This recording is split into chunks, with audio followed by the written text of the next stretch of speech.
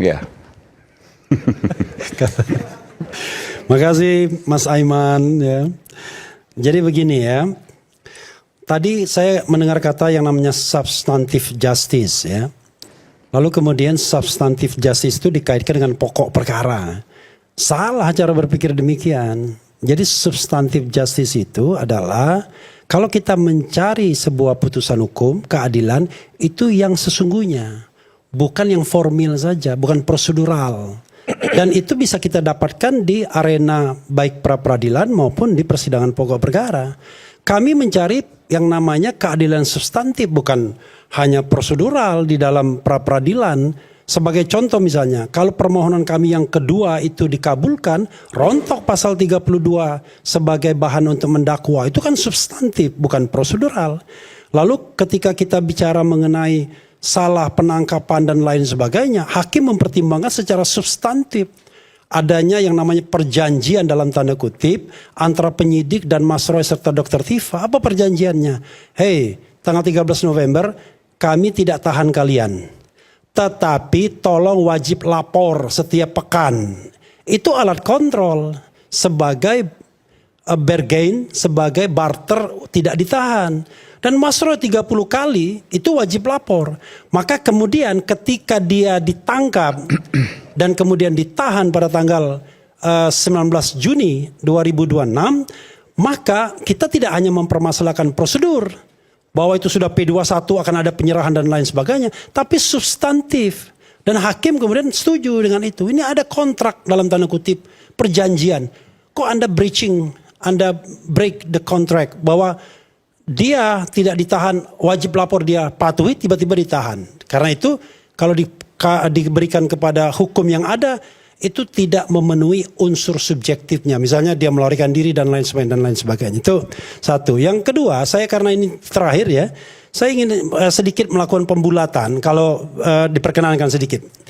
Gini, cara untuk membuktikan ijazah itu kan ada dua jalan. Pertama, langsung pada ingredientnya, pada ijazah tersebut. Apakah kertasnya benar, tintanya benar, dan lain sebagainya. Kan itu satu jalan. Tetapi walaupun 100% semuanya sama, it doesn't mean bahwa ijazah itu pasti asli. Karena ada problem yang kedua dan atau, yaitu bagaimana cara memperolehnya. Ya kan? Cara memperolehnya, apakah dia subjek yang memang punya hak untuk mendapatkan ijazah tersebut. Orang bisa saja sampai dia melakukan KKN misal ya, tapi dia tidak pernah membuat skripsi, tidak pernah ujian skripsi, tidak berhak dia. Ada teman saya seorang artis, bahkan sudah bikin skripsi, tidak dapat gelar karena ternyata dia DO. Padahal skripsinya sudah selesai, penyanyi terkenal. Jadi itu caranya, tapi kan masalahnya tidak semua orang punya kemewahan untuk mengakses yang namanya ijazah itu. Maka yang dilakukan oleh Mas Roy, Dr. Tifa adalah rely on dengan ijazah yang diupload Dian Sandi. Yang tidak dibantah oleh Jokowi sebagai ijazah yang palsu dan lain sebagainya. Maka kalau kita bicara tentang penelitian, subject to. Maka subjek to Dian Sandi yang tidak dibantah Jokowi itu 99,9% palsu. Tapi begini Mas Aiman ya. Saya tidak ingin tragedi 29 April 2025 terjadi kembali. Apa itu tragedi 9 April 2025? Ketika 3 orang Roy Rismon Tifa ada di sini, tiba-tiba itu dijadikan bahan untuk dilaporkan dan kemudian menjadi bahan untuk mendakwa. Termasuk 8 sampai 12 tahun. Jadi ada 22 dan 29 April tersebut. Nah sekarang saya lihat tadi, saya di WA oleh seseorang. Ada indikasi seperti untuk mengarahkan. Jadi Anda mengatakan bahwa ijazah Pak Jokowi palsu. Anda mengatakan bahwa Pak Jokowi penipu. Kan ini kan tidak sehat. Kita nggak bisa mengatakan A dan B itu dalam kondisi seperti ini. Besok-besok dilaporkan. Atau besok-besok menjadi bahan untuk melaporkan. Ya, karena itu kita harus gentle untuk itu. Kemudian ya, kita ini bolak-balik, itu tidak akan pernah selesai masalah ini. Tapi saya ingin mengapresiasi dan mendukung apa yang dikatakan Bro Lukas Luarso di awal tadi. Begini, tadi saya ditanya, bagaimana kasus ini bisa selesai? Saya bilang, kalau prinsip good governance dan clean government ditegakkan, bisa selesai kasus ini. Baik on court maupun out of the court. On court itu, bagaimana pengadilan ini ya betul-betul diarahkan pada pembuktian ijazah. Tapi saya udah paham, kasus Mas Roy itu bukan ujungnya pada pembuktian ijazah, tapi pada kasus pencemaran nama baik, kemudian fitnah, edit dokumen dan pemalsuan dokumen atau manipulasi dokumen. Jadi itu yang mau disasar. Pembuktian itu bukan tujuan utamanya, padahal semua rakyat Indonesia ingin menjadikan soal ijazah ini sebagai sebuah pembuktian utama. Di mana didapatkan itu? Jangan-jangan bukan pada pengadilan Mas Roy, tapi pada jalan yang ditawarkan oleh Mas Lukas, the second way, bukan the third way. Ya, the third way. The third way itu Anthony Giddens, the second way, karena out of the court. Out of the courtnya apa? Anggota DPR, Anda ini membiarkan rakyat berdebat. Kenapa Anda tidak menggunakan hak Anda untuk melakukan inquiry, untuk melakukan penyelidikan, tidak menggunakan hak angket Anda?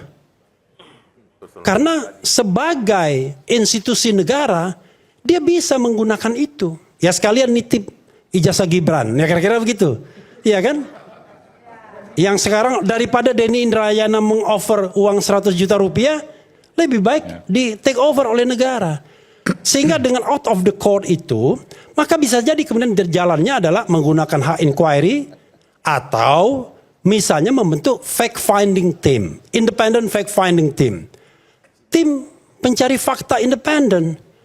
Kalau misalnya yang terlibat itu bukan Refli Harun, bukan Roy Suryo, bukan Firman, bukan Adi Darmawan, tapi orang-orang di luar sana yang berpikir objektif, ya kan? Bukan kita semua yang sudah berpihak, bisa jadi cepat masalah ini selesai. Ya kan? Apa sih susahnya membuktikan ijazah itu palsu atau tidak? Kalau memang ada niat untuk itu.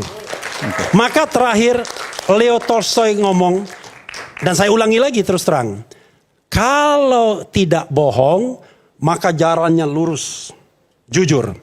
Tapi kalau Anda bohong, jalannya berliku-liku, dan lain sebagainya. Diperlukan banyak instrumen. Firman nanya lagi, itu maksudnya Pak Jokowi? Iyalah. Dibutuhkan banyak instrumen, ya kan? Dibutuhkan banyak. Sebentar, ini kan closing statement. Statement beliau ini statement sebagai kuasa atau statement pribadi? Oh, sebagai kuasa hukum dong. Kan gitu kan. Gimana? Kenapa saya bilang seperti itu? Yang disampaikan ini semua begini. Ini, this is a closing statement, bro. Ya, dengarkan saya. Ya. Jadi karena itu saya katakan, ya kan, sudah pakai prinsip good governance, clean governance. Siapapun yang tidak menggunakan prinsip itu, maka pasti ada apa-apanya. Wassalamualaikum warahmatullahi wabarakatuh. Assalamualaikum warahmatullahi wabarakatuh. Oke, silakan. Ya, 1 menit saya minta waktu untuk sedikit mengklarifikasi tadi pernyataan bahwa misalnya soal pemalsuan ijazah itu bisa dibuktikan salah satu cara adalah kertas apa segala macam ya. Padahal kalau kita baca di beberapa permen ya, permen 2014, 2018, 2024 itu clear. 2 hal yang saya mau katakan. 1, terminologi atau apa definisi ijazah. Ijazah itu adalah penghargaan terhadap proses dari awal sampai terakhir orang melakukan pendidikan di perguruan tinggi kalau ijazah sarjana.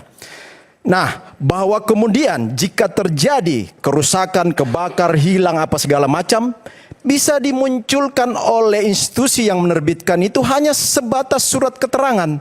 Nah, pertanyaannya kalau surat keterangan itu misalnya, kalau kita katakan siapapun atau Pak Jokowi katakan ijazahnya hilang, terus surat keterangan diterbitkan bahwa dia adalah alumni clear menunaikan tugas dan ijazahnya hilang, apa itu Anda katakan palsu? Jadi ijazah Pak Jokowi mau dibilang hilang. Kalau soal Nggak, tapi begini, dari kertasnya doang. Asumsi baru. Saya juga di tengah kondisi normal mungkin ini bisa dilakukan. Tapi di tengah desakan publik yang begitu besar, tentu harus ada hal yang juga extraordinary. Makanya extraordinary-nya adalah proses persidangan hukum Oke. untuk pembuktian itu di pokok perkara, jangan diulur-ulur. Itu aja, makasih.